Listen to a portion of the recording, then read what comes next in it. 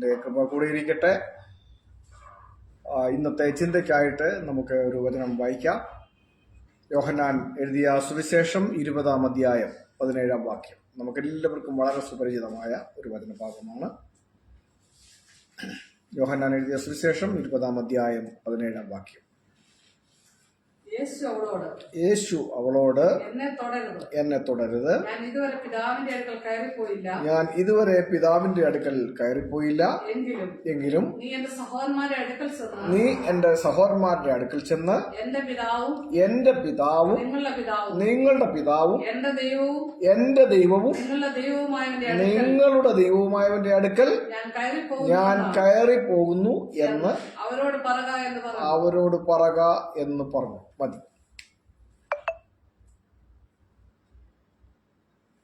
ഈ വചനഭാഗം നമുക്കെല്ലാവർക്കും വളരെ സുപരിചിതമാണ്. ബൈബിൾ വായന ശീലമാക്കിയ ആൾക്കാർ നിശ്ചയമായും ഈ വാക്യം വായിച്ചിട്ടുണ്ട്. പലരും അവകാശപ്പെടുന്നത് കേട്ടിട്ടുണ്ട്, അവർ ബൈബിൾ പലയാവർത്തി വായിച്ചിട്ടുണ്ട്. അപ്പോൾ ഇങ്ങനെ ബൈബിൾ വായിക്കുന്ന ശീലം ആൾക്കാരിലുണ്ട്. വായനാശീലം നല്ല കാര്യമാണ്. അപ്പോൾ ഇങ്ങനെ ഒട്ടുമിക്ക ആളുകളും വായിച്ചിട്ടുള്ള വചനഭാഗമാണ് നമ്മൾ ഇന്നിവിടെ വായിച്ചത്. ഈ വാക്യം നമ്മൾ വായിക്കുമ്പോൾ അതിൽ എന്താണ് എഴുതിയിരിക്കുന്നത് സൂക്ഷ്മതയോടെ നോക്കിക്കാണേണ്ടത് കൂടി വളരെ ആവശ്യമാണ്. ഞാൻ ഈ വാക്യം ഇന്ന് എടുക്കുന്നതിനുള്ള ചില കാരണങ്ങളുണ്ട്. കഴിഞ്ഞ ദിവസം എൻ്റെ ഒരു വീഡിയോയുടെ കമന്റിൽ ഒരാൾ വന്ന് എഴുതിയ ഒരു കമന്റുണ്ട്. നിങ്ങൾ എത്ര വർഷമായിട്ട് ഇത് തന്നെ പറഞ്ഞുകൊണ്ടിരിക്കുന്നു, മാറ്റിപ്പിടി. ഇതാണ് അവിടുത്തെ കമന്റ്. ശരിയാണ്, വർഷങ്ങളായി ഞാൻ നിത്യജീവന്റെ സന്ദേശം, കർത്താവായ യേശുക്രിസ്തുവിലൂടെ ലഭ്യമാകുന്ന നിത്യജീവനെ കുറിച്ച്, അതിന് നാം ചെയ്യേണ്ടതായ കാര്യങ്ങളെക്കുറിച്ച്, അതിൻ്റെ ചുവടുകളെ കുറിച്ച് ഞാൻ വർഷങ്ങളായി പറഞ്ഞുകൊണ്ടിരിക്കുന്ന ഒരാളാണ്. വീഡിയോസ് ധാരാളം ചെയ്തിട്ടുണ്ട്. ഇത് പറഞ്ഞുകൊണ്ടിരിക്കുന്നത് ഞാൻ മാറ്റിപ്പിടിക്കേണ്ട ആവശ്യം എന്താണ് എന്ന് എനിക്ക് ചിന്തിക്കേണ്ടിയിരിക്കും. അങ്ങനെ ഒരു കമന്റ് ഒരാൾ വെച്ചപ്പോൾ ഞാനത് ചിന്തിക്കേണ്ടിയിരിക്കും. ഞാൻ മാറ്റി എന്തിനെ പിടിക്കണം? ക്രിസ്തീയ വിശ്വാസത്തിന്റെ അടിസ്ഥാന ഘടകം, പരമപ്രധാനമായ ലക്ഷ്യം എന്ന് പറയുന്നത് നിത്യജീവനാണ്. ബൈബിൾ മുന്നോട്ട് വയ്ക്കുന്ന വാഗ്ദത്തം നിത്യജീവനാണ്, ദൈവരാജ്യ പ്രവേശമാണ്, മരണത്തിൽ നിന്ന് ജീവനിലേക്കുള്ള പ്രവേശനമാണ്, ന്യായവിധിയിൽ ആകാതെ ജീവങ്കലേക്കുള്ള പ്രവേശനമാണ്, ദൈവത്തോടൊപ്പം ദൈവസന്നിധിയിൽ കർത്താവായ യേശുക്രിസ്തുവിനോട് കൂടെ നിത്യമായ ഒരു വാസത്തെക്കുറിച്ച് ബൈബിൾ മുന്നോട്ട് വയ്ക്കുന്ന വാഗ്ദത്തമാണ്. അപ്പോൾ ഈ മഹത്തായ സന്ദേശം മാറ്റിപ്പിടിക്കാൻ എങ്ങനെയാണ് കഴിയുക? അപ്പോൾ ഇങ്ങനെ ഈ മഹത്തായ സന്ദേശം ആളുകളിലേക്ക് എത്തിക്കുന്നതിലൂടെ അവർ നിത്യജീവന്റെ പ്രത്യാശയുള്ളവരായി മാറുകയും അവർ നിത്യജീവനിലേക്കുള്ള പ്രവേശം ലഭിച്ചവരായി മാറുകയും ചെയ്യും എന്നുള്ളതാണ് വസ്തുത. അപ്പോൾ നമ്മൾ അറിഞ്ഞതായ കാര്യങ്ങളെ മറ്റുള്ളവരോട് പറയേണ്ടത് വളരെ ആവശ്യമാണ്. അത് മാറ്റിപ്പിടിക്കാൻ പറ്റില്ല. വേണ്ടാത്തവര് എടുക്കണ്ട, വിട്ടുകളഞ്ഞേക്കുക.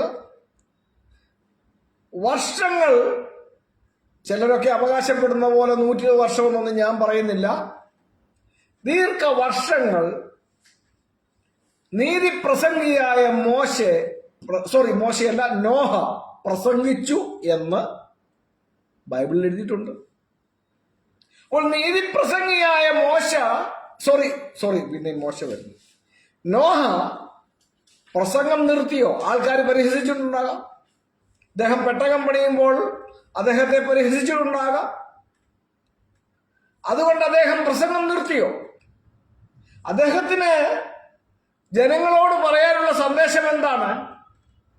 ഒരു പ്രളയം വരുന്നു, നിങ്ങൾ മാനസാന്തരപ്പെടണം, നിങ്ങൾ ആ പ്രളയത്തിൽ നിന്ന് രക്ഷ നേടണം, നിങ്ങൾ ആ പ്രളയത്തിൽ നശിച്ചു പോകരുത്.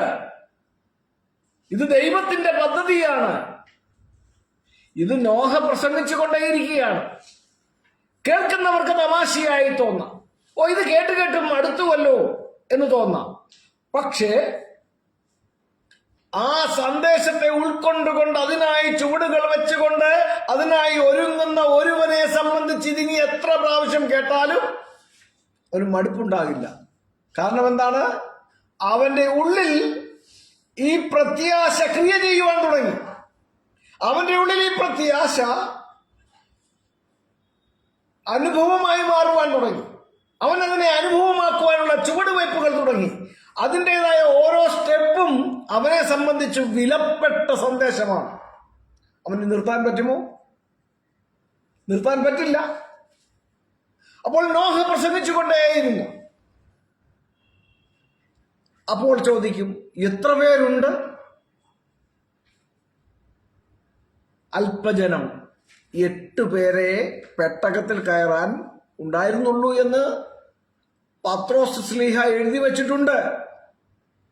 നോഹ പ്രസംഗിച്ചിട്ടും ഈ പെട്ടകം പണിതെന്ന് കണ്ടിട്ടും പെട്ടകത്തിൽ കയറാൻ എത്ര പേരുണ്ടായിരുന്നു? Only 8 persons. അല്പജനം, 8 പേരെ ഉണ്ടായിരുന്നുള്ളൂ. അതാരൊക്കെയായിരുന്നു? നോഹയും ഭാര്യയും മക്കളും അവരുടെ ഭാര്യമാരും. 3 മക്കളുടെ പേര് പറഞ്ഞിട്ടുണ്ട്. അവരുടെ പേരെന്താണ്? Shem, Ham, യാഫത്ത്. പിന്നെ നോഹയുടെ വൈഫ്, ഈ പറഞ്ഞ ശേം, ഹാം, യാഫത്ത് ഇവരുടെ ഭാര്യമാണ്. നോഹ നാച്ചുറലി 8 പേർ. ഇത്രയേ ഉണ്ടായിരുന്നുള്ളൂ. അതുകൊണ്ട് നോഹ പ്രസംഗം നിർത്തിയോ? നിർത്തിയില്ല. അപ്പോൾ ഇത് മാറ്റിപ്പിടിക്കേണ്ട ഒരു കാര്യമല്ല. ഇതിനെക്കുറിച്ച് നമ്മൾ പറഞ്ഞുകൊണ്ടേയിരിക്കണം. ഇത് പറയുന്നതും കേൾക്കുന്നതും ആവശ്യമാണ്. വെളിപ്പാട് പുസ്തകം 1-ാം അധ്യായത്തിന്റെ 3-ാം വാക്യത്തിൽ ഒരു പ്രത്യേക സന്ദേശമുണ്ട്. ചിലരിവിടെ തർക്കിക്കാം, ഇത് മൊത്തം സന്ദേശത്തെ കുറിച്ചൊന്നുമല്ല, ഇത് ഈ വെളിപ്പാട് പുസ്തകത്തെ കുറിച്ചാണെന്നൊക്കെ വേണേ തർക്കിക്കാം. കുഴപ്പമില്ല, അങ്ങനെ തർക്കിക്കുന്നവരും തർക്കിച്ചോട്ടെ. വെളിപ്പാട് 1-ന്റെ 3 എന്താ വായിക്കുന്നത്?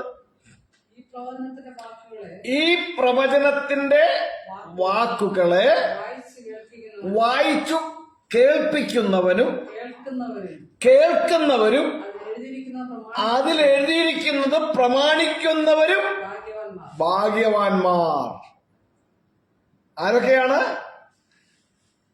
ഇതിൽ എഴുതിയിരിക്കുന്നത് വായിക്കുന്നവൻ ഭാഗ്യവാനാണ്.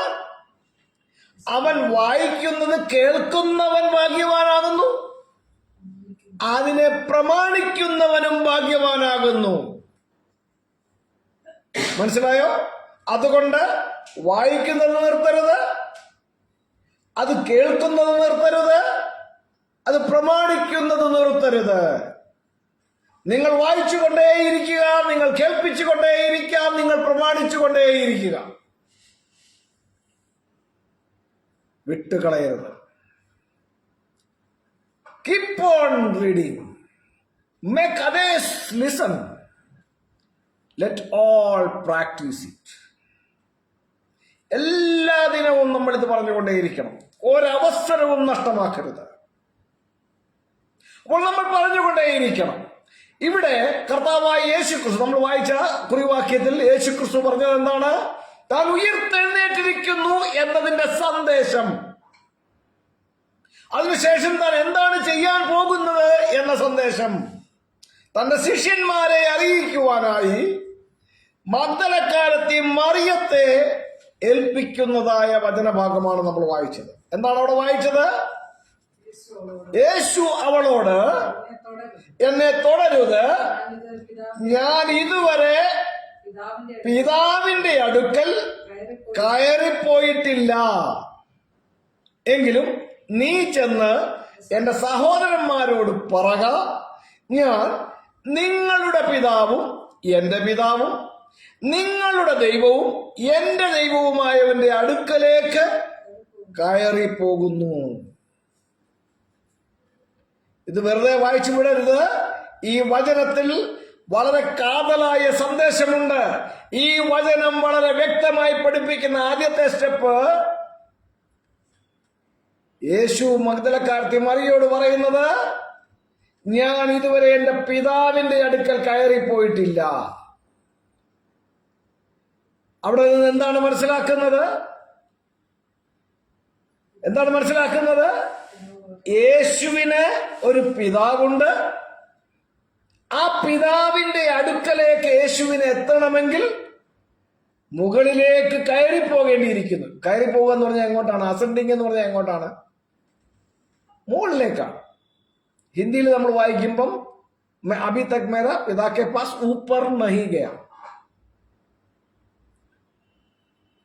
മുകളിലേക്ക് പോകേണ്ടിയിരിക്കുന്നു.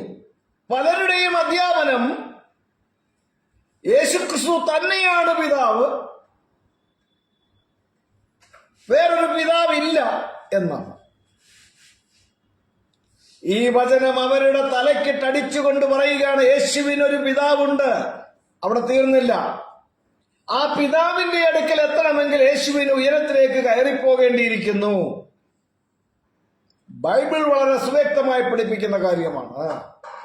യേശുക്രിസ്തു സ്വയം തന്റെ പിതാവാണ് എന്ന് വാദിക്കുന്നവർക്ക് ഈ വചനത്തിന്റെ മുമ്പിൽ മറുപടിയില്ല. എങ്ങനെ യേശുക്രിസ്തു സ്വയം തന്റെ പിതാവാകുന്നത്? വേറൊരു പിതാവില്ലെന്ന് ഇവരെങ്ങനെയാണ് പഠിപ്പിക്കുന്നത്?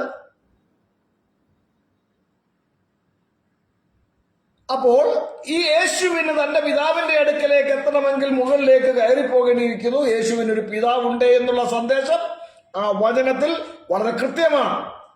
ഇനി ഈ പിതാവ് ആരാണ്, എന്താണ് എന്നുള്ളതാണ് തുടർന്ന് യേശു പറയുന്നത്. എന്താണ് പറയുന്നത്? എങ്കിൽ നീ ചെന്ന് എന്റെ സഹോദരന്മാരോട് പറക. അപ്പോൾ യേശുവിന്റെ ഉയർപ്പും യേശുവിന്റെ ഫർദർ പ്ലാനിനെ കുറിച്ചുള്ള സന്ദേശവുമായിട്ട് മറിയത്തെ അയക്കുകയാണ്. ഇവളോട് പറയണം, നീ പോയി പറക. എന്ത് പറയണം? ഞാൻ നിങ്ങളുടെ പിതാവും എന്റെ പിതാവും നിങ്ങളുടെ ദൈവവും എന്റെ ദൈവവുമായവന്റെ അടുക്കലേക്ക് കയറിപ്പോകുന്നു. മനസ്സിലായോ? അപ്പോൾ യേശുവിനൊരു പിതാവുണ്ട്. ആ പിതാവ് യേശുവിന്റെ അനുയായികളുടെയും യേശുവിനെ അനുഗമിക്കുന്നവരുടെയും പിതാവാണ്. അപ്പോൾ യേശുവിന്റെയും യേശുവിന്റെ അനുഗാമികളുടെയും പിതാവ് ആയ ഒരുവൻ ഉണ്ട് എന്നുള്ളത് വളരെ വ്യക്തമായി നമ്മൾ കാണുന്നു. അടുത്തത് എന്താണ് പറയുന്നത്? നിങ്ങളുടെ ദൈവവും എന്റെ ദൈവവുമായവന്റെ അടുക്കിലേക്ക് കയറിപ്പോകുന്നു. അപ്പോൾ യേശുക്രിസ്തു പറഞ്ഞ ആ സന്ദേശത്തിലെ അടുത്ത സ്റ്റെപ്പ് എന്താണ്? യേശുക്രിസ്തുവിന് ദൈവമായി ഒരുവനുണ്ട്. യേശുക്രിസ്തുവിനൊരു ദൈവമുണ്ട്. ആ ദൈവം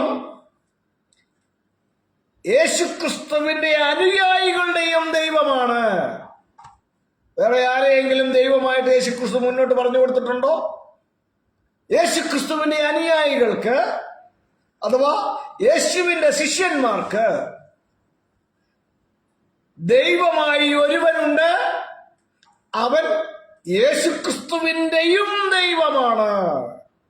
അപ്പോൾ യേശുക്രിസ്തുവിന്റെ ദൈവമാണ് യേശുക്രിസ്തുവിന്റെ അനുയായികളുടെയും ദൈവം. അപ്പൊ യേശുക്രിസ്തുവിന്റെ ദൈവമല്ലാതെ വേറെ ദൈവമുണ്ടോ യേശുക്രിസ്തുവിന്റെ അനുയായികൾക്ക്? നമ്മൾ പൊതുവെ ഉപയോഗിക്കുന്ന പദം ക്രിസ്ത്യാനികൾ എന്നാണ്.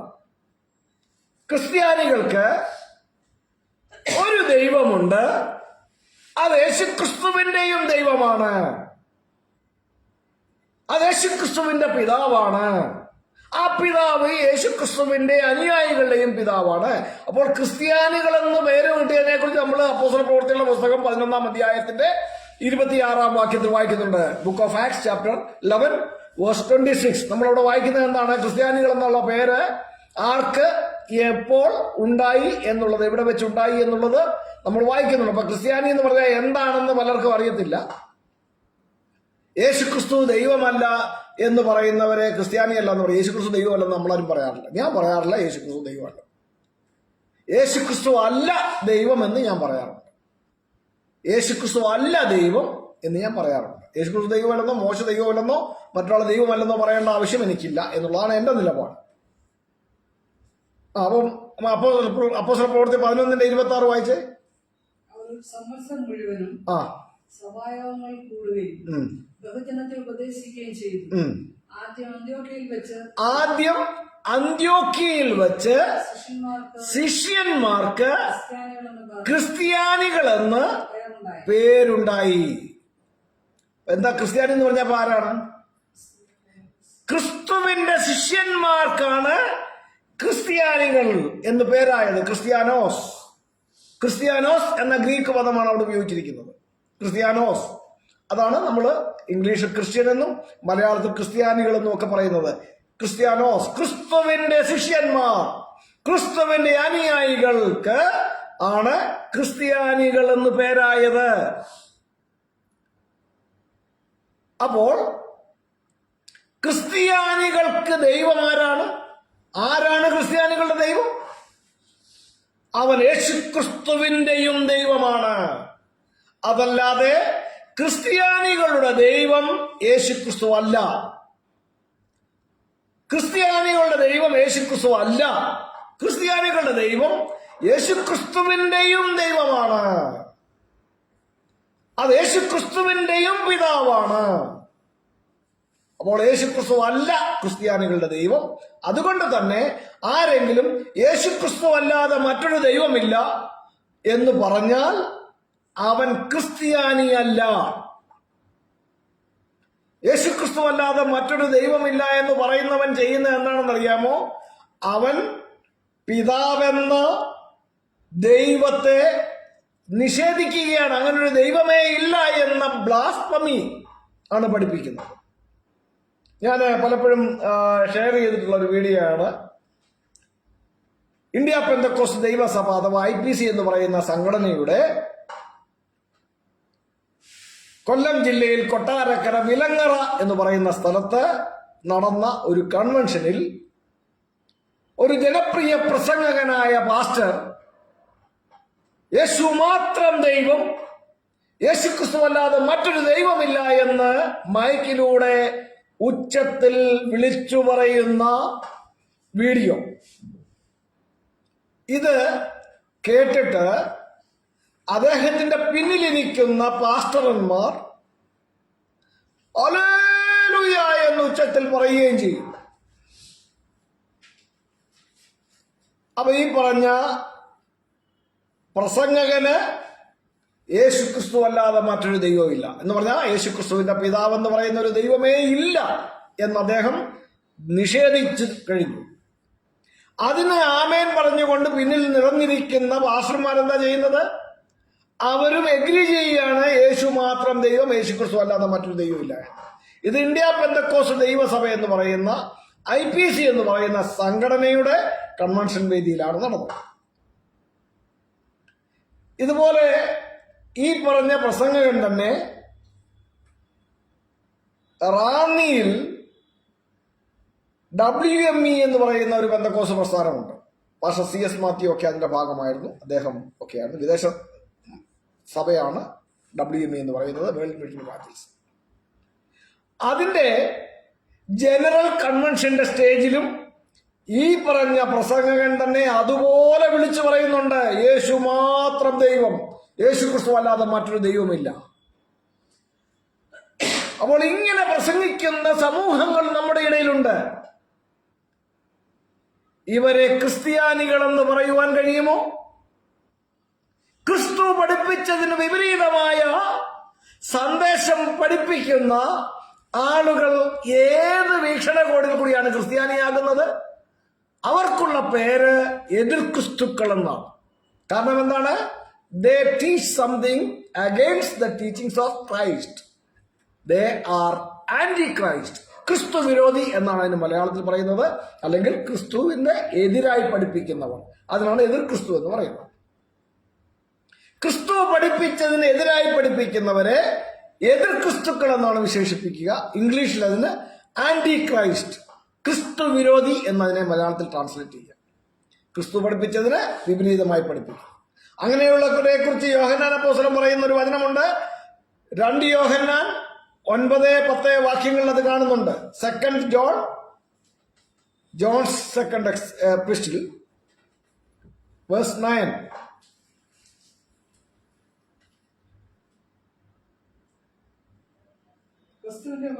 ക്രിസ്തുവിന്റെ ഉപദേശത്തിൽ നിലനിൽക്കാതെ അതിർ കടന്നു പോകുന്ന ഒരുത്തനും ദൈവമില്ല. ക്രിസ്തുവിന്റെ ഉപദേശത്തിൽ നിലനിൽക്കാതെ അതിർ കടന്നു പോകുന്ന ഒരുത്തനും ദൈവമില്ല. അപ്പോൾ യേശുക്രിസ്തുവിനെ അയച്ചവനാണ് ഓൺലി ട്രൂ ഗോഡ്, ഒരേ ഒരു സത്യദൈവമെന്ന് യോഹന്നാൻ 17:3 അരക്കിട്ടുറപ്പിച്ചുകൊണ്ട് ദൈവപുത്രൻ വന്നറിയിച്ചു തന്നിരിക്കെ, അതിന് വിപരീതമായി യേശു മാത്രം ദൈവമെന്ന് പഠിപ്പിക്കുന്നവർ ക്രിസ്ത്യാനികളാണോ അതോ എതിർ ക്രിസ്തുക്കളാണോ? സൂക്ഷ്മതയോടെ വേണം നമ്മൾ തിരുവെഴുത്തുകളെ പരിശോധിക്കണം. അവരെ ക്രിസ്ത്യാനികളെന്ന് പറയാൻ പറ്റുമോ? അവർ ക്രിസ്തു പഠിപ്പിച്ചതിന് വിപരീതമായി പഠിപ്പിക്കുകയാണ്. ക്രിസ്തുവിന്റെ ഉപദേശത്തിൽ നിലനിൽക്കാതെ അതിൽ കടന്നു പോവുകയാണ് ചെയ്തിരിക്കുന്നത്. They are not Christians. They cannot be called as Christians. നമ്മൾ സൂക്ഷ്മതയോടെ തിരുവെഴുത്തുകളെ വായിക്കുകയും പഠിക്കുകയും പരിശോധിക്കുകയും ചെയ്യണം. ആരുടെയും ഉപദേശങ്ങളിൽ നമ്മൾ തെറ്റിപ്പോകരുത്.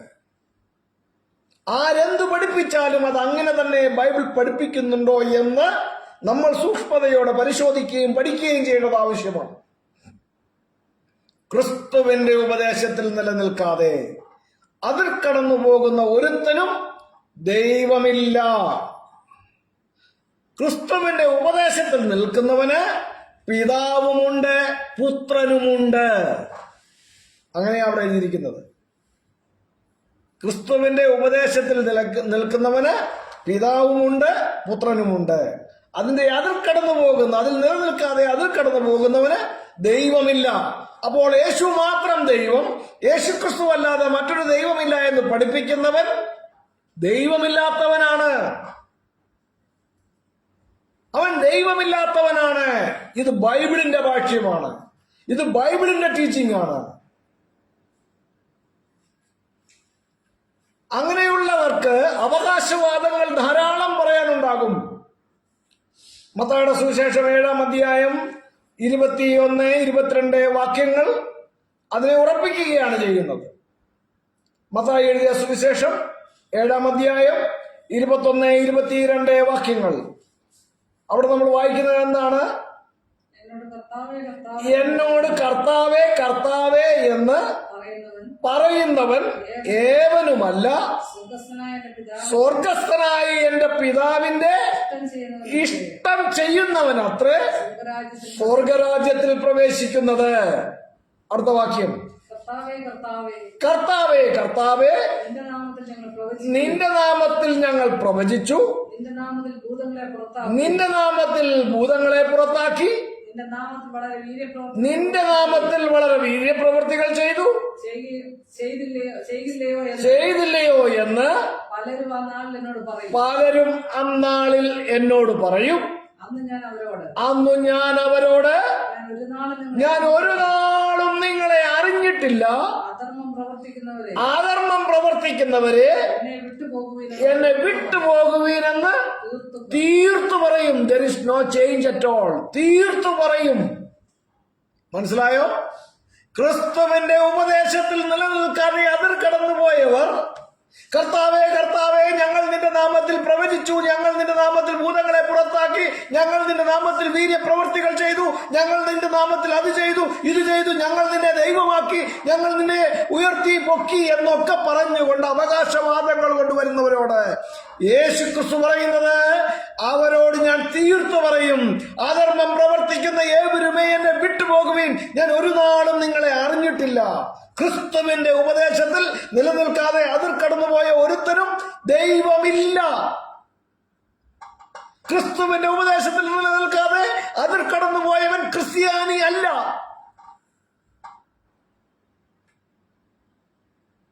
അവൻ ക്രിസ്ത്യാനി അല്ല.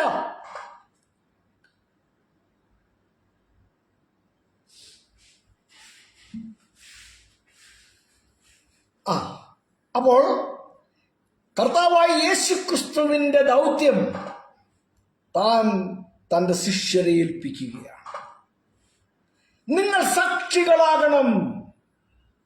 അപ്പോസ്തല പ്രവൃത്തി 1-ാം അധ്യായത്തിൽ അതിന്റെ 8-ാം വാക്യത്തിൽ നമ്മൾ കാണുന്നുള്ളത് കർത്താവായ യേശു ക്രിസ്തുവിന്റെ സാക്ഷികളാകുന്നതിനെ കുറിച്ച് കർത്താവായ യേശു ക്രിസ്തു പറഞ്ഞു.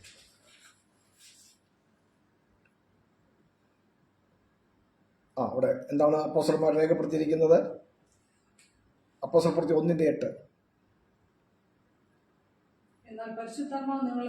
എന്നാൽ പരിശുദ്ധാത്മാവ് നിങ്ങളുടെ മേൽ വരുമ്പോൾ നിങ്ങൾ ശക്തി ലഭിച്ചിട്ട് യെരൂശലേമിലും യഹൂദിയയിൽ എല്ലായിടത്തും ശമര്യയിലും ഭൂമിയുടെ അറ്റത്തോളം എന്റെ സാക്ഷികൾ ആകും എന്ന് പറഞ്ഞു.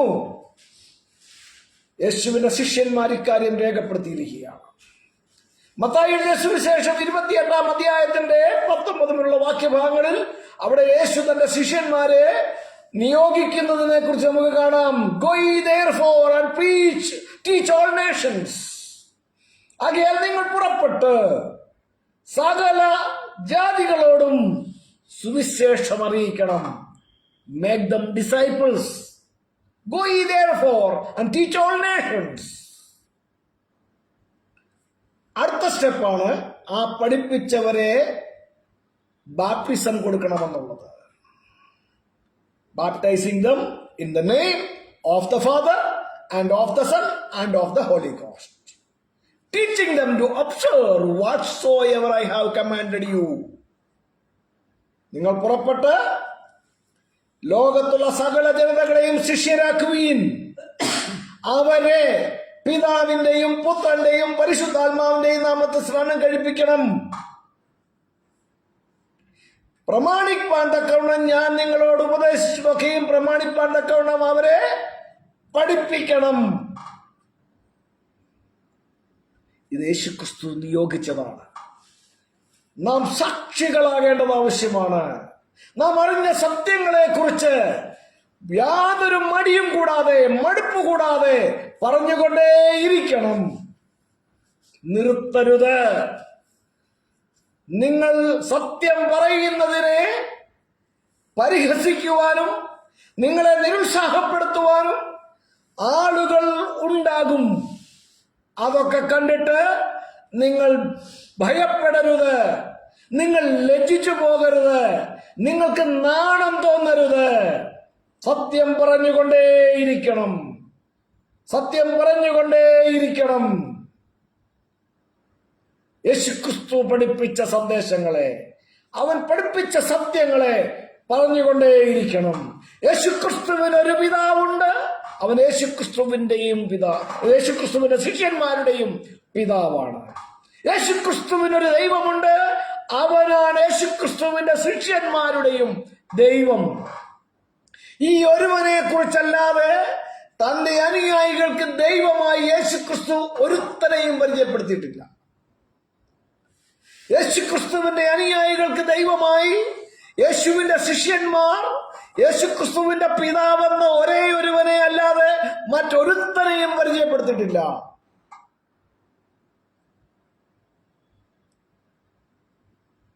There is no any instant in the Bible that Jesus Christ or his disciples taught someone else other than the Father as the God of Christians. യേശുക്രിസ്തുവിന്റെ അനുയായികൾക്ക് ദൈവമായി വിശുദ്ധ വേദപുസ്തകം പഠിപ്പിക്കുന്നത് ഒരേ ഒരുവനെ മാത്രമാണ്. അത് യേശുക്രിസ്തുവിന്റെയും ദൈവമായ പിതാവിനെയാണ്. അതുകൊണ്ടാണ് അപ്പോസ്തലനായ പൗലോസ് ഇക്കാര്യത്തിൽ വളരെ ക്ലാരിറ്റിയോടുകൂടി കാര്യങ്ങൾ പറഞ്ഞു തന്നത്. അപ്പോസ്തലനായ പൗലോസ് ദൈവത്തെ അഡ്രസ് ചെയ്യുന്നത് എങ്ങനെയാണെന്നറിയാമോ? എഫെസ്യ ലേഖനം 1-ാം അധ്യായം അതിന്റെ 3-4 വാക്യങ്ങളൊന്ന് വായിച്ച് അപ്പോസ്തലനായ പൗലോസ് ദൈവത്തെ എങ്ങനെയാണ് അഡ്രസ് ചെയ്യുന്നത് നമുക്ക് നോക്കാം. സ്വർഗത്തിലെ സകല ആത്മീയ അനുഗ്രഹങ്ങളാലും നമ്മെ ക്രിസ്തുവിൽ അനുഗ്രഹിച്ചിരിക്കുന്ന നമ്മുടെ കർത്താവായ യേശുക്രിസ്തുവിന്റെ ദൈവവും പിതാവുമായവൻ.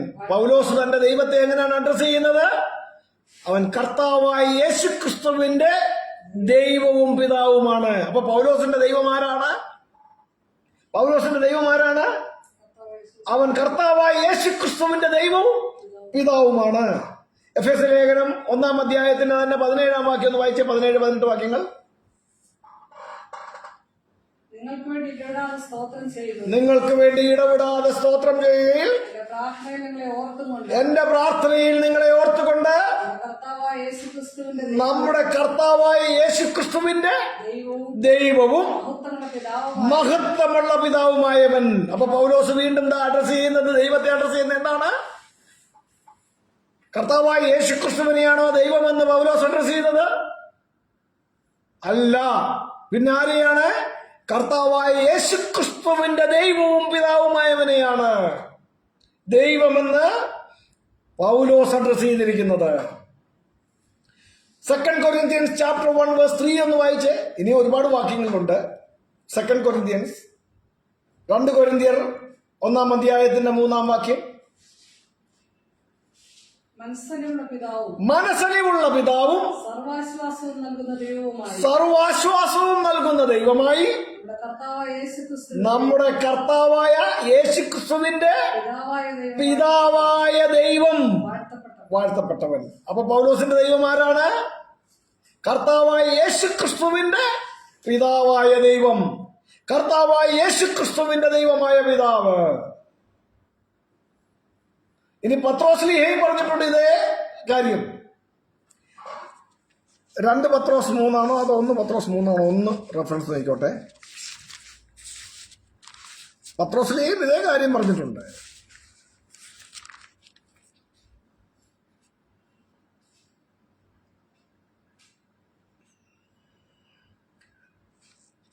ഒന്ന് പത്രോസ് 1:3.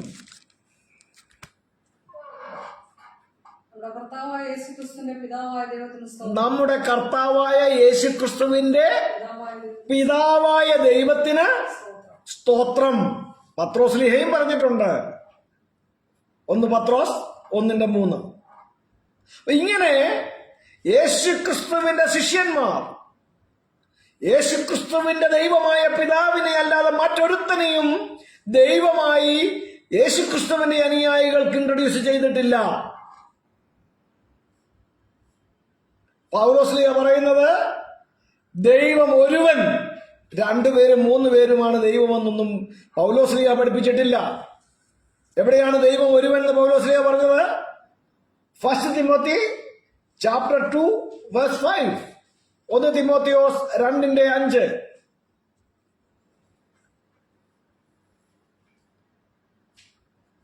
1 തിമോത്തിയോസ് 2:5.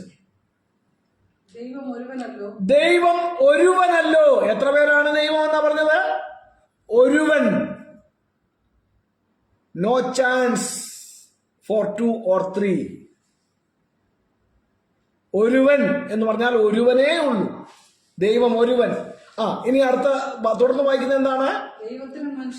ആ ഒരുവനും, അതായത് ദൈവത്തിനും മനുഷ്യർക്കും മധ്യസ്ഥനും ഒരുവൻ. കേൾക്കണം, ദൈവം ഒരുവൻ, ദൈവത്തിനും മനുഷ്യർക്കും മധ്യസ്ഥനും ഒരുവൻ. ആരാണത്? മനുഷ്യർക്കും ദൈവത്തിനും ഇടയിലുള്ള മധ്യസ്ഥൻ. ഒരേ ഒരുവൻ മാത്രമായ ദൈവത്തിനും മനുഷ്യർക്കും ഇടയിലുള്ള മധ്യസ്ഥൻ ആരാണ്? എല്ലാവർക്കും വേണ്ടി മറുവിലയായി തന്നെത്താൻ കൊടുത്ത ദ മാൻ ക്രൈസ്റ്റ് ജീസസ്. യേശു ക്രിസ്തു എന്ന മനുഷ്യൻ. The man Christ Jesus. അപ്പോൾ ദൈവത്തിനും ഒരേ ഒരുവൻ മാത്രമേ ഉള്ളൂ ദൈവം. ആ ഒരേ ഒരുവൻ മാത്രമായ ആ ദൈവത്തിനും മനുഷ്യർക്കും മധ്യത്തിലുള്ള മധ്യസ്ഥനാണ് യേശു ക്രിസ്തു എന്ന മനുഷ്യൻ. The man Christ Jesus. Jesus is the mediator in between man and God. And God is one, single person. റോമാലേഖനം 3-ാം അധ്യായത്തിന്റെ 30-ാം വാക്യത്തിൽ പൗലോസ്ലീഹ പറയുന്നുണ്ട്, ദൈവം ഏകനല്ലോ. അങ്ങനെയല്ലേ പറയുന്നത്? റോമർ 3:30. ദൈവം ഏകനല്ലോ. ഏകമല്ലോ എന്നല്ല, പലരും ഇതിനെ മിസ്കോട്ട് ചെയ്യാൻ ശ്രമിക്കാറുണ്ട്. യുണൈറ്റഡ് വൺ ആണെന്നൊക്കെ സ്ഥാപിക്കാൻ വേണ്ടി കഠിന പ്രയത്നം നടത്താറുണ്ട്. No chance. ദൈവം ഏകനല്ലോ. ഏകൻ എന്ന് പറഞ്ഞാൽ സിംഗിൾ പേഴ്സൺ ആണ്. ഒരേ ഒരുവൻ മാത്രം എന്നാണ് അതിനർത്ഥം. ദൈവം ഏകനല്ലോ. ഇനിയും ഒരു വാക്യം കൂടെ വായിക്കാം. ഗലാത്യർ 3-ാം അധ്യായം 20-ാം വാക്യം. ഗലാത്യർ 3:20.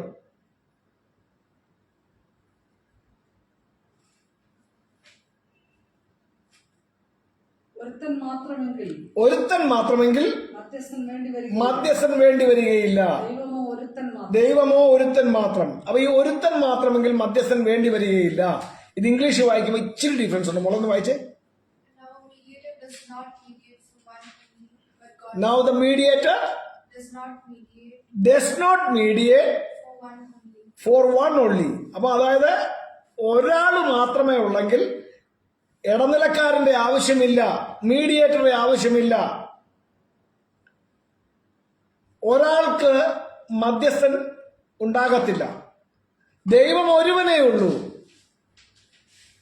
മനസ്സിലായോ? ദൈവം ഒരുവനേ ഉള്ളൂ. പിന്നെ ഈ മധ്യസ്ഥൻ എവിടെയാണ്? ദൈവവുമുണ്ട് മനുഷ്യനുമുണ്ട്. ഈ ദൈവത്തിനും മനുഷ്യർക്കും ഇടയിലാണ് മധ്യസ്ഥന്റെ ആവശ്യം വരുന്നത്. അതാണ് നമ്മൾ തിമോത്തിയോസിന്റെ ലേഖനത്തിൽ വായിച്ചത്. ദൈവം ഒരാൾ മാത്രമേ ഉള്ളൂ, മനുഷ്യനൊന്നുമില്ല, വേറെ ആരുമില്ല, എങ്കിൽ മീഡിയേറ്റർ ആവശ്യമില്ല. പക്ഷെ ദൈവവുമുണ്ട്, ദൈവത്തിന്റെ സൃഷ്ടിയായ മനുഷ്യനും ഉണ്ടായിരിക്കെ ഈ ദൈവത്തിനും മനുഷ്യർക്കും ഇടയിൽ മീഡിയേറ്ററുടെ ആവശ്യം വന്നു. അവിടെയാണ് കർത്താവായ യേശു ക്രിസ്തു എന്ന മീഡിയേറ്റർ വന്നത്. Now the mediator is not of one. Now the mediator is not of one. Because there is no need for a mediator if there is only one. ഇവിടെ വൺ എന്ന് പറയുന്നത് ദൈവവും ആ ദൈവത്തിനും മനുഷ്യർക്കും ഇടയിലാണ് മധ്യസ്ഥന്റെ ആവശ്യമുള്ളത്. അപ്പൊ ദൈവത്തെ കൂടാതെ മനുഷ്യനും കൂടെ ആയി കഴിഞ്ഞപ്പോൾ ഇടയിൽ മധ്യസ്ഥൻ വേണ്ടി വന്നു. അതാണ് യേശു ക്രിസ്തു എന്ന മനുഷ്യൻ. ഈ is the mediator in between man and God.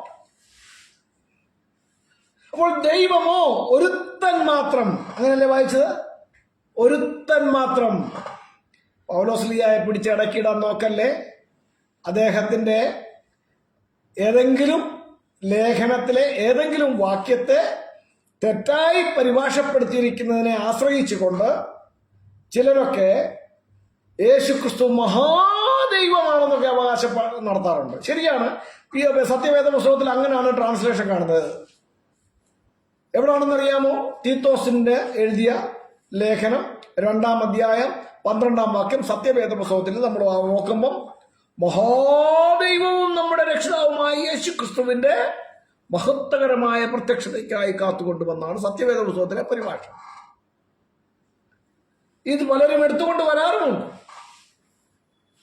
ഈ വാക്യം ഇംഗ്ലീഷ് ബൈബിളിൽ വായിച്ചു നോക്കിക്കോ, വളരെ ഡിഫറൻ്റാണ്. ഇനി കത്തോലിക്കർ പ്രസിദ്ധീകരിക്കുന്ന POC എന്ന് പറയുന്ന ഒരു പരിഭാഷയുണ്ട്, മലയാളം നോക്കേണ്ടവർക്ക് നോക്കാം. അതില് യേശുക്രിസ്തു മഹാദൈവമാണെന്നൊന്നും എഴുതിയിട്ടില്ല. അവിടെ രണ്ടുപേരെ കുറിച്ചാണ് പറഞ്ഞിരിക്കുന്നത്. മഹോന്നതനായ ദൈവത്തിന്റെയും നമ്മുടെ രക്ഷിതാവായ യേശുക്രിസ്തുവിന്റെയും മഹത്വം പ്രത്യക്ഷമാകുമ്പോൾ കൈവരാകും പോകുന്ന ഭാഗ്യം കാത്തുകൊണ്ടും എന്നാണ്. അവിടെ രണ്ടുപേരെ കുറിച്ചാണ് പറഞ്ഞിരിക്കുന്നത്. അവിടെ മഹോന്നതനായ ദൈവം വേറെ, നമ്മുടെ രക്ഷിതാവായ യേശുക്രിസ്തു വേറെ. രണ്ടുപേരെ കുറിച്ചാണ് അവിടെ പറഞ്ഞിരിക്കുന്നത്. മഹോന്നതനായ ദൈവത്തിന്റെയും നമ്മുടെ രക്ഷിതാവായ യേശുക്രിസ്തുവിന്റെയും എന്ന് പറഞ്ഞാൽ എത്ര പേരുണ്ട്? രണ്ടുപേര്. രണ്ടുപേരുടെ മഹത്വത്തെ കുറിച്ചാണ് പറഞ്ഞിരിക്കുന്നത്. ഇതിനകത്ത് കൺഫ്യൂഷൻ തോന്നും. ചിലരൊക്കെ എന്നോട് ആരംഭകാലത്ത് ചോദിക്കുമായിരുന്നു, രണ്ടുപേരും പിതാവും വരുമോ എന്നൊക്കെ ചോദിക്കുമായിരുന്നു. സിമ്പിൾ. ഈ വിഷയത്തിൽ യേശുക്രിസ്തു മറുപടി പറഞ്ഞിട്ടുണ്ട് സുഹൃത്തെ. ലൂക്കോസ് എഴുതിയ സുവിശേഷം 9-ാം അധ്യായത്തിന്റെ 26-ാം വാക്യം. ലൂക്കോസ് 9:26. ആരുടെയൊക്കെ മഹത്വമുണ്ട്? യേശുക്രിസ്തുവിന്റെ വരവെങ്കിൽ ആരുടെയൊക്കെ മഹത്വമുണ്ടെന്ന് അവിടെ പറഞ്ഞിട്ടുണ്ട്. സംശയം അങ്ങ് തീർക്കാം. ആരെങ്കിലും എന്നെയും എന്റെ വചനങ്ങളെയും കുറിച്ച് നാണിച്ചാൽ അവനെ കുറിച്ച് മനുഷ്യപുത്രൻ തന്റെയും പിതാവിന്റെയും വിശുദ്ധ ദൂതന്മാരുടെയും മഹത്വത്തിൽ വരുമ്പോൾ നാണിക്കും. എത്ര പേരുടെ മഹത്വമുണ്ട്? പൗലോസ് കാത്തിരിക്കുന്ന യേശുക്രിസ്തുവിന്റെ വരവിൽ ആരുടെയെല്ലാം മഹത്വമുണ്ട്? മനുഷ്യപുത്രന്റെ മഹത്വം, അവന്റെ പിതാവിന്റെ മഹത്വം, പിന്നെ എണ്ണം പറയാത്തത്ര വിശുദ്ധ ദൂതന്മാരുടെ മഹത്വം. ഇങ്ങനെ യേശുക്രിസ്തുവിന്റെ വരവെങ്കിൽ മനുഷ്യപുത്രന്റെ മഹത്വമുണ്ട്, അവന്റെ പിതാവിന്റെ മഹത്വമുണ്ട്, അസംഖ്യം വിശുദ്ധ ദൂതന്മാരുടെ മഹത്വമുണ്ട് എന്ന് ഈ വിഷയത്തിൽ യേശുക്രിസ്തു പറഞ്ഞു തന്നിട്ടുണ്ട്. ചേർത്ത് പഠിച്ചാൽ മതി, കാര്യം ക്ലിയർ ആണ്. സത്യവേദ പുസ്തകത്തിലെ റോങ് ട്രാൻസ്ലേഷൻ കൊണ്ട് അഭ്യാസം കാണിക്കാൻ വന്നാൽ ഇതായിരിക്കുന്നു POC. ഇത് രണ്ടിൽ ഏതാണ് ശരിയെന്ന് നിങ്ങളൊരു തീരുമാനത്തിലെത്തും. Pros decomenaiten makarian elpida kai epipaniantes doxaisto megaloteo kai sotiros imon Isuക്രിസ്തു. ഇങ്ങനെയാണ് ഗ്രീക്കിൽ അത് എഴുതിയിരിക്കുന്നത്. തീത്തോസ് 2:13 ഇപ്പൊ പറഞ്ഞത്. പ്രോസ് ഡെക്കോമനൈറ്റേൻ മക്കാറിയാൻ എൽപിഡ കൈ എപ്പിപ്പാനിയാൻറ്റേസ് ഡോക്സൈസ്റ്റോ മെഗാലോതെയോ കൈ സോത്തിരോസ് ഈമോൻ യേശുക്രിസ്തു. അവിടെ രണ്ടുപേരെ കുറിച്ച് വളരെ കൃത്യമായി പറഞ്ഞിട്ടുണ്ട്. പ്രോസ് ഡെക്കോമനോയ് എന്ന് പറഞ്ഞു കഴിഞ്ഞാൽ എക്സ്പെക്ടിങ് ഗ്രേറ്റ്ലി, അതീവ ആശയോടെ കാത്തിരിക്കുന്നു. എന്തിനെ കാത്തിരിക്കുന്നു? ടേൻ മക്കാറിയാൻ എൽപിഡ. മക്കാറിയ എന്ന് പറഞ്ഞാൽ അനുഗ്രഹപൂർണമായ, എൽപിഡ എന്ന് പറഞ്ഞു കഴിഞ്ഞാൽ പ്രത്യാശ. പിന്നെ കായ് എന്ന് പറയുന്ന കണ്ടീഷൻ ചേർത്തുകൊണ്ട് അടുത്ത പ്രയോഗം കായ് എപ്പിപ്പാനിയാൻറ്റേസ് ഡോക്സൈസ്റ്റോ മെഗാലൂത്തയോ. എപ്പിപ്പാനിയാൻ എന്ന് പറഞ്ഞു കഴിഞ്ഞാൽ പ്രത്യക്ഷത. എന്തിന്റെ പ്രത്യക്ഷത? ടെസ് ഡോക്സൈസ്, മഹത്വത്തിലുള്ള പ്രത്യക്ഷത. ആരുടെ? എപ്പിപ്പാനിയാൻറ്റേസ് ഡോക്സൈസ്റ്റോ മെഗാലൂത്തയോ, മഹോന്നതനായ ദൈവത്തിന്റെ. എന്നിട്ട് വീണ്ടും കായ് എന്ന് പറയുന്ന കൺജങ്ഷൻ. അതിനർത്ഥം AND എന്ന പദമാണ് കായ്ക്ക്. ഗ്രീക്കിൽ കായ് എന്ന പദം ഉപയോഗിക്കുന്നത്. കായ് സോത്തിറോസ് ഹീമോൻ യേശുക്രിസ്തു. സോത്തിറോസ് എന്ന് പറഞ്ഞു കഴിഞ്ഞാൽ രക്ഷിതാവ്, ഹീമോൻ എന്ന് പറഞ്ഞു കഴിഞ്ഞാൽ നമ്മുടെ, യേശുക്രിസ്തു എന്ന് പറഞ്ഞാൽ യേശുക്രിസ്തു. അപ്പോൾ ആരുടെയെല്ലാം മഹത്വത്തെ കുറിച്ചാണ് അവർ പറഞ്ഞിരിക്കുന്നത്? എപ്പിപ്പാനിയാൻറ്റേസ് ഡോക്സൈസ്റ്റോ മെഗാലോതെയോ കൈ സോത്തിറോസ് ഹീമോൻ യേശുക്രിസ്തു. വളരെ ക്ലിയർ ആയതൊക്കെ. അതുകൊണ്ട് തീത്തോസിന്റെ ലേഖനം, തീത്തോസിന് എഴുതിയ ലേഖനം, പൗലോസിന്റെ ലേഖനം എടുത്ത് അത് സത്യവേദ പുസ്തകം പരിഭാഷയിലെ ആ അഭ്യാസം കൊണ്ട് വന്നു കഴിഞ്ഞാൽ POC ബൈബിൾ എന്ന് പറയുന്ന മലയാളം പരിഭാഷ ഞങ്ങളെടുത്ത് മുന്നോട്ട് വെക്കും. അതല്ലെങ്കിൽ ഇപ്പൊ ഈ പറഞ്ഞതുപോലെ ഗ്രീക്ക് ബൈബിളിൽ എന്താണ് എഴുതിയിരിക്കുന്നുള്ളത് കൃത്യമായി ഞാൻ കാണാപ്പാടമായി. ഇതെനിക്ക് കാണാപ്പാടം. അത് പദാനുപദം ഓരോ പദത്തിന്റെ അർത്ഥം സഹിതം നമുക്ക് പറയാൻ കഴിയും.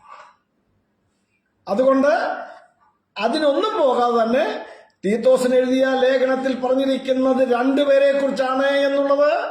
മഹോന്നതനായ ദൈവം വേറെ, നമ്മുടെ രക്ഷിതാവായ യേശുക്രിസ്തു വേറെ. ഇങ്ങനെ രണ്ടുപേരെ കുറിച്ചാണ് പറഞ്ഞിരിക്കുന്നത് എന്നുള്ളത് യേശുക്രിസ്തു പറഞ്ഞ വചനമായ ലൂക്കോസ് എഴുതിയ സുവിശേഷം 9-ാം അധ്യായത്തിന്റെ 26-ാം വാക്യം ഇക്കാര്യത്തെ ഉറപ്പിക്കുകയാണ് ചെയ്യുന്നത്. അതുകൊണ്ട് ഒരേ ഒരുവൻ മാത്രമാണ് പൗലോസിന്റെ ദൈവം, ആ ദൈവത്തിന്റെ പുത്രനാണ് യേശുക്രിസ്തു എന്ന് പൗലോസ് ശ്ലീഹ അരക്കിട്ടുറപ്പിച്ച് പറഞ്ഞിരിക്കുകയാണ് റോമാലേഖനം 1-ാം അധ്യായത്തിന്റെ 9-10 വാക്യങ്ങളിൽ. പൗലോസിന്റെ ദൈവം ആരാണോ അവന്റെ പുത്രനാണ് യേശുക്രിസ്തു എന്ന് അവിടെ പൗലോസ് ശ്ലീഹ ഉറപ്പിച്ച് പറഞ്ഞിരിക്കുന്നത് കാണാം. വായിക്കേ, റോമാലേഖനം 1-ാം അധ്യായം 9-10 വാക്യങ്ങൾ. ഞാൻ ഇടവിടാതെ നിങ്ങളെ ഓർത്തുകൊണ്ട് ദൈവേഷ്ടത്താൽ എപ്പോഴെങ്കിലും നിങ്ങളുടെ അടുക്കൽ വരുവാൻ സാധിക്കേണ്ടതിന് എന്റെ പ്രാർത്ഥനയിൽ ഞാൻ എപ്പോഴും യാചിക്കുന്നു എന്നുള്ളതിന് അവന്റെ പുത്രനെ കുറിച്ചുള്ള സുവിശേഷ ഘോഷണത്തിൽ ഞാൻ എന്റെ ആത്മാവിൽ ആരാധിക്കുന്ന ദൈവം സാക്ഷി. അപ്പോൾ പൗലോസിന്റെ ദൈവം ആരാണോ അവന്റെ പുത്രനെ കുറിച്ചുള്ള സുവിശേഷ ഘോഷണത്തിൽ പൗലോസ് തന്റെ ദൈവത്തെ ആരാധിക്കുകയാണ്. ആ ദൈവം ആരാണ്? യേശുക്രിസ്തുവിന്റെ പിതാവാണ്. പൗലോസിന്റെ ദൈവം യേശുക്രിസ്തുവിന്റെ പിതാവാണ്. പൗലോസിന് ദൈവമോ ഒരുത്തൻ മാത്രം. പൗലോസിന് ദൈവം ഏകനല്ലോ. പൗലോസിന് ദൈവം ഒരുവൻ. വളരെ ക്ലിയർ ആണ്. ആയതിനാൽ പ്രിയരെ, നമ്മൾ വളരെ സൂക്ഷ്മതയോടെ തിരുവെഴുത്തുകളെ പരിശോധിക്കുകയും പഠിക്കുകയും ചെയ്തിട്ട് സത്യത്തിന്റെ പരിജ്ഞാനത്തിൽ നിലനിൽക്കുക മാത്രമല്ല, ഈ സത്യത്തെ ഘോഷിക്കുന്നതിൽ ഉത്സാഹമുള്ളവരായിരിക്കണം. നാം ഉത്സാഹമുള്ളവരായിരിക്കണം. നമുക്ക് ലഭിച്ച താലന്ത് അത് വ്യാപാരം ചെയ്യുന്നവരായി മാറണം. അത് കുഴിച്ചിടുവാനുള്ളതല്ല. വിളക്ക് കത്തിച്ച് പറയും കീഴല്ല, തണ്ടിന്മേൽ അത്രേ വെക്കേണ്ടത്. അത് തണ്ടിന്മേലിരിക്കുന്നതിലൂടെയാണ് ഭവനത്തിലുള്ള എല്ലാവർക്കും പ്രകാശം പകരുന്നത്. ആകയാൽ സത്യത്തിന്റെ പരിജ്ഞാനത്തിലേക്ക് എത്തിയത് കൊണ്ട് നമ്മുടെ ഉത്തരവാദിത്വം തീർന്നില്ല. നീ പോയി പറയണം. ഒരു ഓപ്പർച്യൂണിറ്റിയും നഷ്ടമാക്കാതെ ആരെ കിട്ടിയാലും അവരോട് ക്രിസ്തുവിന്റെ സത്യസുവിശേഷത്തെ പറഞ്ഞുകൊണ്ടേയിരിക്കണം. സുവ്യക്തമായ തെളിവുള്ള ബൈബിൾ വചനങ്ങൾ നമുക്ക് പിന്തുണയായുണ്ട്. ആ വചനങ്ങളുടെ ആധാരത്തിൽ നാം സത്യം പറയുവാൻ തുടങ്ങുമ്പോൾ സാത്താൻ വിൽ ഫ്ലീ ഫ്രം us. എന്താണ് നമ്മൾ ബൈബിളിൽ വായിക്കുന്നത്? Resist the evil and he shall flee from you. വായിച്ചിട്ടില്ലേ? പിശാചിനോട് എതിർത്ത് നിൽപ്പീൻ, എന്നാൽ അവൻ നിങ്ങളെ വിട്ട് ഓടിപ്പോകും. ഞാൻ ഈ സത്യങ്ങളെ ഘോഷിക്കുവാൻ തുടങ്ങിയ കാലഘട്ടങ്ങളിൽ ഒരുപാട് പേർ എന്നെ ഇപ്പൊ വിഴുങ്ങിക്കളയാം, ഇപ്പൊ ഒതുക്കിക്കളയാം എന്ന് വിചാരിച്ചുകൊണ്ട് പരിപാടി നോക്കി. അത് നടക്കത്തില്ലെന്ന് മനസ്സിലായി. ഇപ്പൊ ഒരുത്തനും നേരെ നിൽക്കാൻ പറ്റില്ല. കാരണം കൃത്യമായ വചനങ്ങളുടെ പിന്തുണയോടെ, സുവ്യക്തമായ തെളിവുള്ള വചനങ്ങളുടെ പിന്തുണയോടെ ഈ സത്യങ്ങളെ മുന്നോട്ട് വയ്ക്കുമ്പോൾ സാത്താൻ will run away from me, ഓടിപ്പോയിക്കൊണ്ടേയിരിക്കും. എന്റെ പ്രിയരെ, നമ്മൾ എത്തി നിൽക്കുന്ന സത്യത്തിന്റെ പരിജ്ഞാനത്തിൽ നിലനിൽക്കുക മാത്രമല്ല, ഈ സത്യത്തെ വ്യാപാരം ചെയ്യുന്നതിൽ നമ്മൾ ഉത്സാഹമുള്ളവരായിരിക്കണം. ആരുടെയും വീട്ടിൽ കയറി പോകണ്ട, ആരെയും ഫോഴ്സ് ചെയ്യാൻ പോകണ്ട, ആരെയും മതപരിവർത്തനം നടത്താൻ പോകണ്ട. നമ്മൾ എന്താണ് ചെയ്യേണ്ടത്? സത്യത്തെ ഘോഷിച്ചുകൊണ്ടേയിരിക്കുക. ലഭിക്കുന്ന ഓരോ ഓപ്പർച്യൂണിറ്റിയും നഷ്ടമാക്കരുത്. ഇന്ന് ഏതെല്ലാം കോലാഹലങ്ങൾ ഉണ്ടായാലും ഫിംഗർ ടിപ്പിൽ ഇന്ന് സോഷ്യൽ മീഡിയ നമുക്ക് ലഭ്യമാണ്. നമ്മുടെ സാധ്യതകൾ ദിനംപ്രതി ദൈവം തുറന്നുകൊണ്ടേയിരിക്കുകയാണ്. ഒരു വാതിലടയ്ക്കുമ്പോൾ 9 വാതിൽ തുറക്കപ്പെടുമെന്നൊക്കെ പറഞ്ഞു കേട്ടിട്ടുള്ളത് പോലെ ഇന്ന് ഒരുത്തന്റെ വീട്ടിൽ പോകേണ്ട കാര്യമില്ല. ക്രിസ്തുവിന്റെ സത്യ സുവിശേഷം ലോകമെമ്പാടും എത്തിക്കൊണ്ടേയിരിക്കും. ഒരു വിലങ്ങും ഒരു വിലക്കു തടിയും ഉണ്ടാകയില്ല. എവിടെയും സുവിശേഷം എത്തിക്കൊണ്ടേയിരിക്കും. സത്യത്തെ ഘോഷിച്ചുകൊണ്ടേയിരിക്കണം. മതപരിവർത്തനമല്ല, മതപരിവർത്തനം നടത്തി ആളെ കൂട്ടുന്നതല്ല ക്രിസ്തുവിന്റെ മാർഗം. എന്താണ് ക്രിസ്തുവിന്റെ മാർഗം? നിത്യജീവന്റെ പ്രത്യാശയിലേക്ക് ആളുകളെ ഒരുക്കുക എന്നുള്ളതാണ് നമ്മുടെ ലക്ഷ്യം. അത് മനസ്സിന്റെ പരിവർത്തനമാണ്. മനസ്സിന്റെ പരിവർത്തനമാണ്. യേശുവിന്റെ സുവിശേഷം എന്താണ്? യോഹന്നാന്റെ സുവിശേഷം എന്താണ്? യോഹന്നാൻ പ്രസംഗിച്ചത് കാലം തികഞ്ഞു, ദൈവരാജ്യം സമീപിച്ചിരിക്കുകയാൽ മാനസാന്തരപ്പെടുവീൻ. യോഹന്നാൻ പ്രസംഗിച്ചത് ഇതാണ്. അതിനുശേഷം യോഹന്നാൻ കാരാഗൃഹത്തിലായി കഴിഞ്ഞപ്പോൾ യേശു പ്രസംഗിച്ചത് എന്താണ്? യേശു തന്നെ പ്രസംഗിച്ചത് കാലം തികഞ്ഞു, ദൈവരാജ്യം സമീപിച്ചിരിക്കാൻ മാനസാന്തരപ്പെടുവീൻ. യേശു തന്നെ ശിഷ്യന്മാരോട് പറഞ്ഞ എന്താണ്? ആകയാൽ നിങ്ങൾ പുറപ്പെട്ട് സകല സൃഷ്ടികളോട് സുവിശേഷം പ്രസംഗിപ്പീൻ. Go ye therefore and teach all nations. ലോകത്തെ സകല ജനതയെയും പഠിപ്പിക്കുവീൻ. യേശുക്രിസ്തു അങ്ങനെയാണ് നമ്മെ നിയോഗിച്ചിരിക്കുന്നത്. ആകയാൽ നമുക്ക് ലഭിച്ച സത്യത്തിന്റെ പരിജ്ഞാനത്തെ മൂടി വയ്ക്കാതെ ലഭിക്കുന്ന അവസരങ്ങൾ സാക്ഷ്യം വഹിക്കുന്നവരായി മാറിക്കൊണ്ട് ക്രിസ്തുവിനെ മറ്റുള്ളവരുടെ മുമ്പിൽ പരിചയപ്പെടുത്തുന്നതിൽ ഉത്സാഹമുള്ളവരായിരിക്കണം.